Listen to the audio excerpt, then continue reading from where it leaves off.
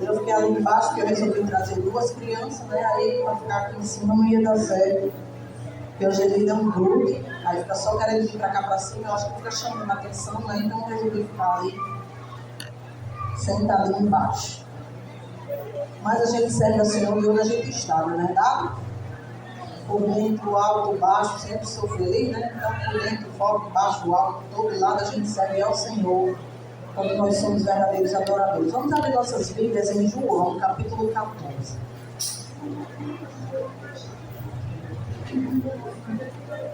Vamos fazer uma breve reflexão sobre esse texto.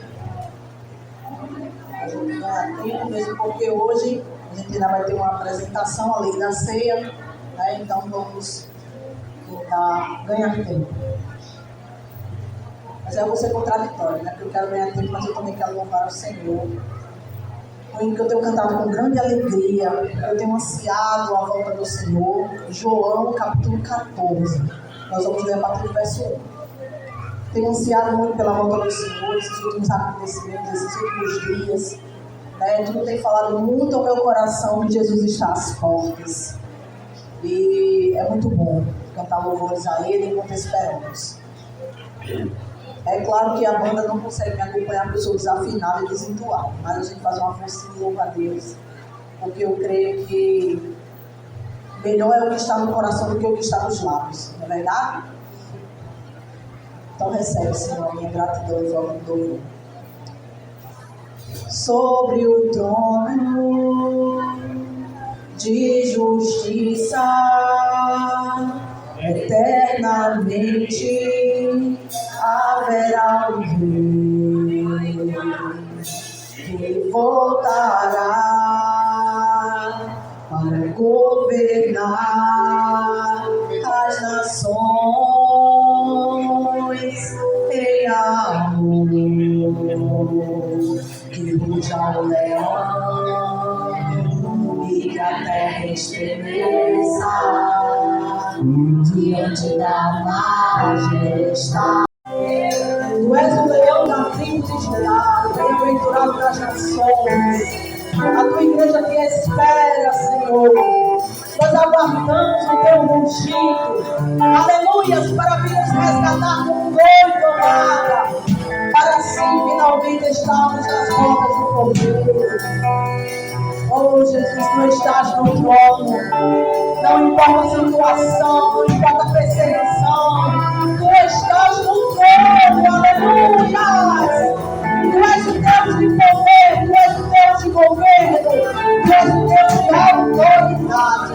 A tua igreja te ama, a tua igreja te aguarda, a tua igreja brada, Maranata! Ora vem, Senhor Jesus! Aleluia! Glória, glória, glória, glória, glória. Louvado seja o Senhor.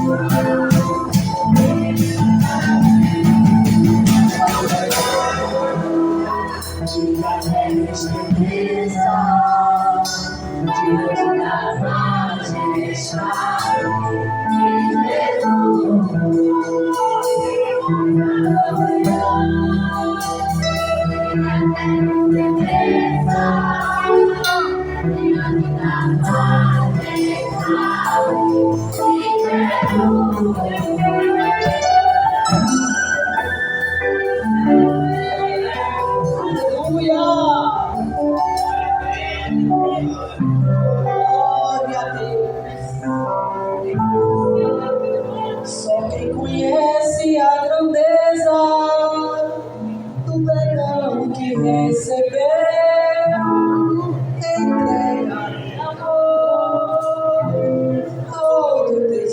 desceu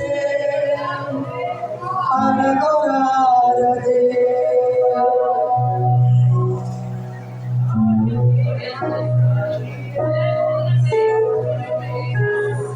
João capítulo 14. Aleluia. Diz assim a palavra do Senhor: não se turbe o coração de vocês. Creio em Deus, creio também em mim. Na casa de meu pai há muitos aposentos. Se assim não fosse, eu não lhes teria dito: vou preparar-lhes lugar. E se eu for e lhes preparar lugar, voltarei e os levarei para mim, para que vocês estejam onde eu estiver. Louvado seja o nome do Senhor. Louvado seja o teu nome, Senhor.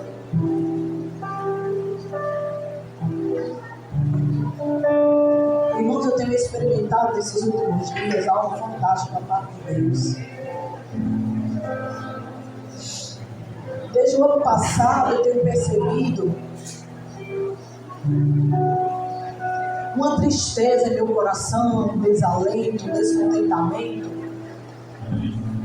E eu comecei a me revoltar contra esse sentimento. Eu disse: Senhor, eu não aceito ficar dessa forma.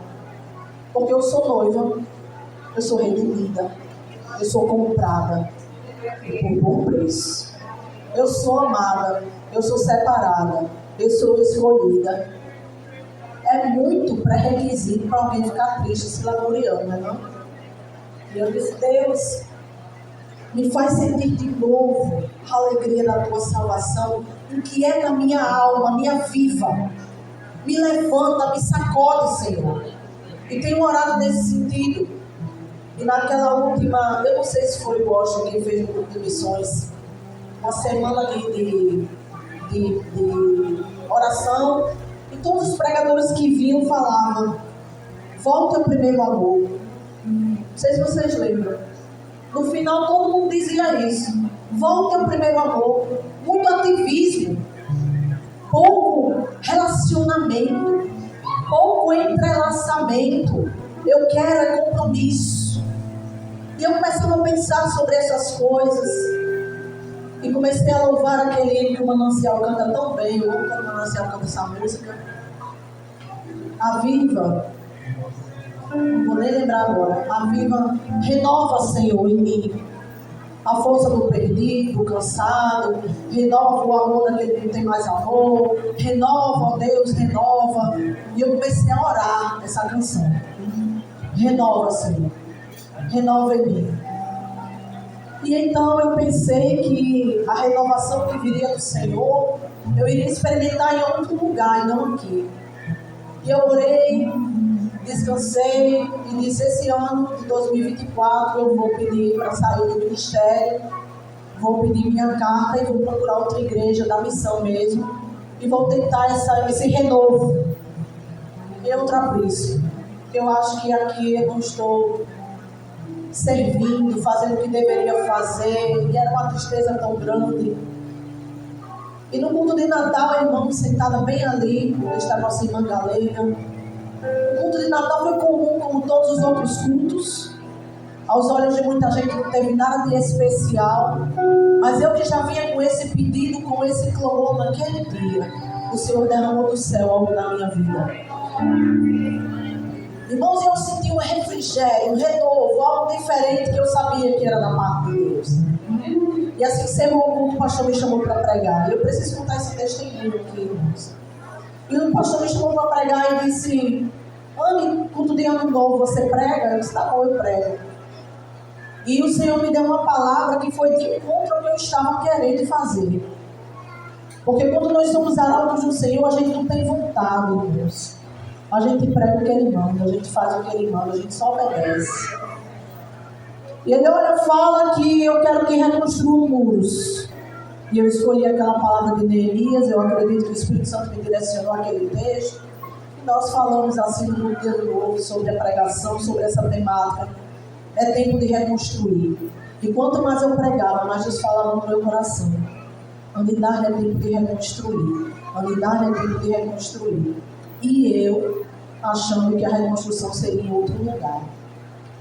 Na primeira reunião ministerial,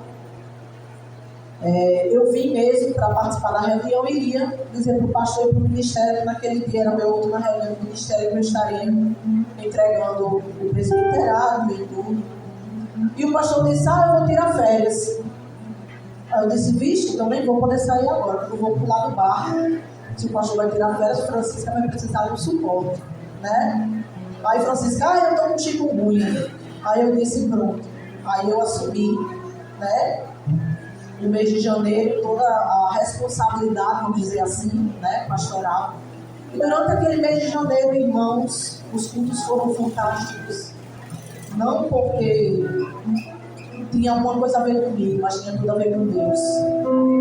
E Ele tem me renovado de porção em porção, de dia em dia, de oração em oração.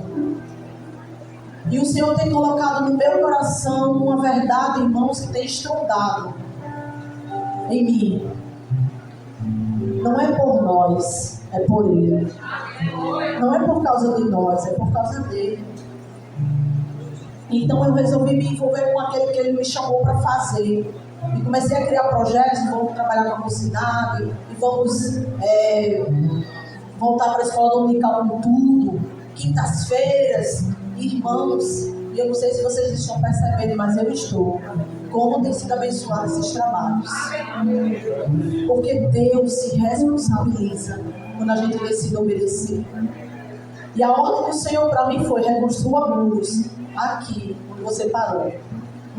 Eu, conforme eu tinha parado, eu tinha me entristecido, não estava fazendo aquilo com a qualidade que Ele tinha me chamado para fazer. Ele me chamou para reconstruir aqui. E eu disse, então vamos avante. Conclamei a igreja, bora vir para a escola dominical, bora montar um estudo de doutrina. Irmãos, que coisa fantástica, vocês estão obedecendo também a voz do Senhor. E juntos nós temos feito estudos, temos trabalhado a palavra de Deus, temos aprendido. E eu queria compartilhar isso com vocês, irmãos. Não é só vocês que cansam, a liderança também cansa. Por isso que nós somos carentes da oração de vocês, porque Deus precisa nos guiar no caminho. Ele precisa nos orientar, porque às vezes até a gente se nos orienta. Mas o Senhor é fantástico e tem trazido a gente sempre para o centro da sua vontade. E hoje Ele colocou em meu coração essa palavra fantástica de João, onde Jesus já está caminhando, né? Ele sabe o que lhe espera daqui a pouco. Daqui a pouco vai ter cruz, daqui a pouco vai ter Calvário. E Ele começa a conversar com os discípulos, dizer para os discípulos verdades, para que eles tenham consolo quando aquele dia tão cruel chegar. E que dia seria esse? O dia que Ele seria levado e morto. E aí eles iriam ficar atordoados, sem direção, como muitas vezes a gente fica.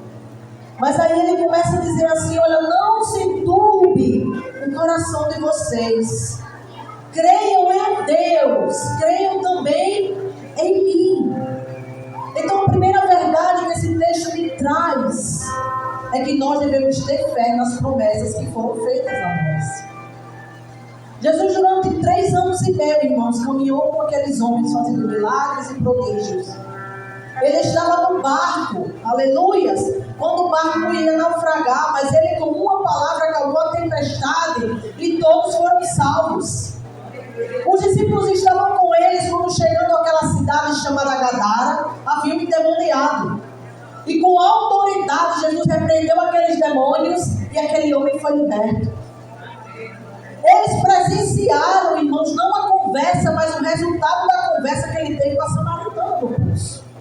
Ele viu a transformação que ele causou na vida daquela mulher e a parte dela na vida daquela aldeia ali em Sicar.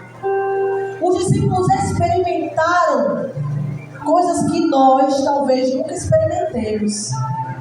Eles viram Jesus em plena ação, mas ainda assim foi necessário dizer: se acalme, não se preocupe, não se turbe o vosso coração, creiam somente.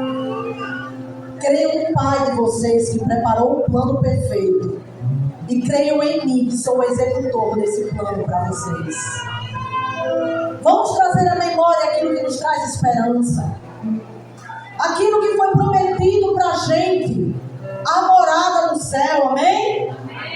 Há lugar para mim e para você, e não é por mérito, é pela fé, por isso é preciso crer. Então a nossa caminhada é desafiadora, porque apesar de todos os murmurinhos do mundo, estamos em um mundo cheio de guerras, das mais diversas, guerras entre nações, guerras sociais, guerras facciosas, pequenas até em bairros e tudo, mas em meio a tudo isso, Jesus nos chama a crer, e crer é descansar. Porque se eu crer, eu também, onde eu esteja, vocês também possam estar. E hoje nós vamos desfrutar da ceia do Senhor. Mas antes eu queria contar para a gente a história que está por detrás desse texto, que eu acho fantástica. Estudando e pesquisando, eu descobri algumas coisas que me tocaram bastante e eu queria comunicar à igreja. Quando Cristo fala esse texto, irmãos, ele está se referindo ao casamento judaico. Ele está fazendo uma menção, ele está lançando luz a uma coisa que aqueles homens e mulheres que estavam ouvindo já sabiam bem. E a tradição judaica dizia que o casamento funcionava da seguinte forma: as famílias decidiam casar aqueles moços, né? A menina e o menino estavam na época de casar, então as famílias conversavam e em certo dia marcavam uma reunião. O pai do noivo ia então conversar com o pai da noiva. E naquele momento ele dizia a proposta do casamento. E aquela família aceitava então fazer esse contrato, esse casamento. Então o noivo levava um documento chamado Ketubá. E esse documento era um contrato de casamento, onde ali estava descrito todas as coisas que aquela noiva deveria esperar do noivo. Era uma promessa do noivo para aquela noiva. Estava ali tudo anotadinho, tudo escritinho. Quando ela ouvia o noivo ler o contrato, ela concordava com o contrato. E ela dizia assim: eu aceito o noivado. Então ele apresentava com muitas joias, né, que era o dote, ele dava aquele dote à família. E ele mesmo não era noiva, porque a responsabilidade de cumprir o contrato não era da noiva. A responsabilidade da noiva era esperar. Vão pegando. A responsabilidade do noivo era cumprir o contrato, cumprir a promessa. Então ele assina um contrato, ele fecha um contrato e ele sela com 7 selos, por dentro e por fora. Aquele contrato é deixado com a noiva e ele vai embora. A tradição dizia que o noivo, presta atenção no texto, eu vou lhes preparar lugar. Não é assim que Jesus promete? A tradição era que o noivo ia e ele dizia a ela: me espere em santidade, porque eu estou indo para a casa do meu pai. E quando lá chegar, vão preparar nossa morada. Quando tudo estiver pronto, quando tudo estiver ajeitadinho, eu volto e venho buscar a noiva. Oh, aleluia! Que coisa fantástica. E aquele noivo ia, e a partir dali ele não podia mais ter visitas à sua noiva. Então ele elegia um amigo de confiança, que era chamado amigo do noivo. Essa pessoa era responsável por visitar aquela noiva, de tempos em tempos, enquanto ele ia construindo a casa.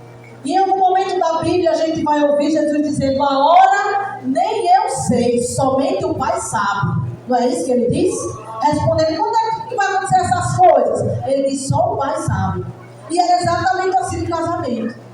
No casamento ele ia construir a casa, independente das condições do noivo. Essa casa poderia ser construída em 6 meses, em 8 meses, em 1 ano, em 1 ano e meio. E onde é que estava, irmãos, a fidelidade da noiva? Em aguardar o noivo, independente do tempo que levasse para sua volta. Então, por causa dessa demora, ele mandava um amigo de vez em quando lá onde estava a noiva, para ver como ela estava, se ela estava se guardando, se preservando. E na oportunidade, além de saber como ela estava para levar notícias para o noivo, ele também levava presentes. Porque no dia do casamento, essa noiva deveria estar muito adornada. Isso fala grandemente ao coração da igreja hoje. O amigo do noivo aqui pode ser simbolizado pelo Espírito Santo de Deus. O noivo foi, mas deixou o Consolador. E Ele nos visita e muito mais Ele habita em nós. E os presentes que Ele tem nos dado enquanto a gente aguarda a espera do noivo são os seus dons e o seu fruto. E cabe a nós como igreja permanecer vigilante como as 12 moças lá, né? Eram 5 moças, né? 10, 5 prudentes e 5 nécias. E então aquelas moças ficavam ali aguardando com suas lamparinas acesas, vigiando, esperando, porque elas não sabiam quando o noivo viria. Da mesma forma, eu e você, igreja do Senhor, devemos estar aguardando, porque Ele foi preparar o lugar. E nós não sabemos quando Ele voltará para nos buscar. Enquanto isso, devemos nos adornar com aquilo que o amigo noivo já tem trazido. O nosso querido Espírito Santo tem nos dado dons, tem nos dado o fruto do Espírito, e nós devemos usufruir dessas coisas até que Ele venha.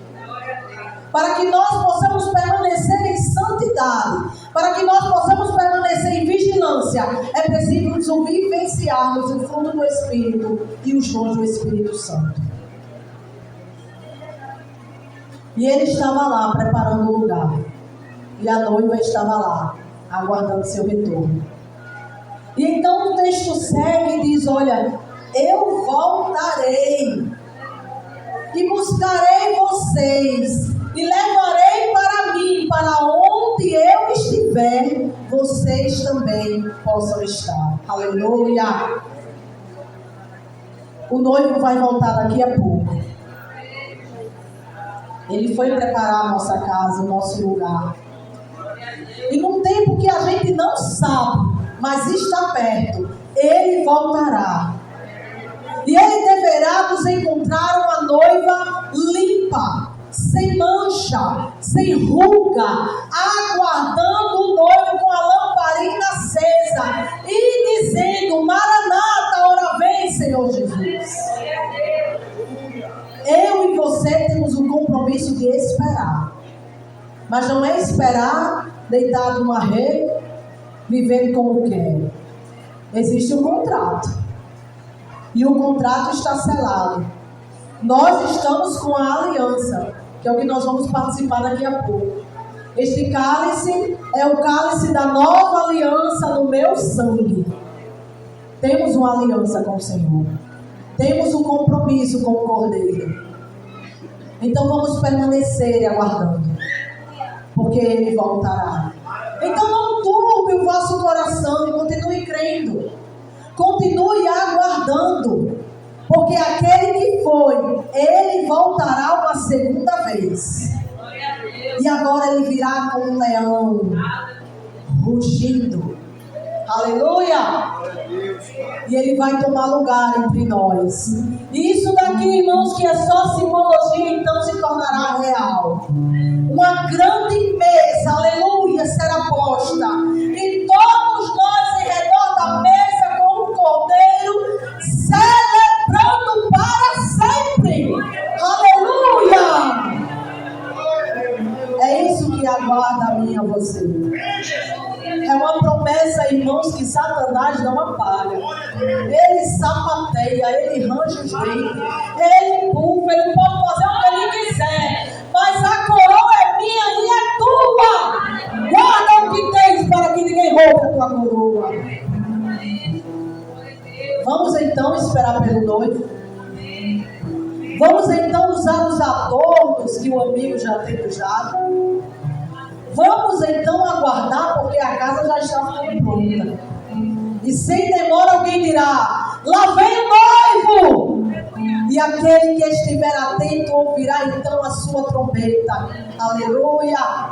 E subiremos ao encontro daquele que nos ama, daquele que nos comprou, daquele que pagou a dívida do meu e do seu pecado. E enfim, nos regozijaremos com Ele na glória. Que o Senhor nos abençoe em nome de Jesus.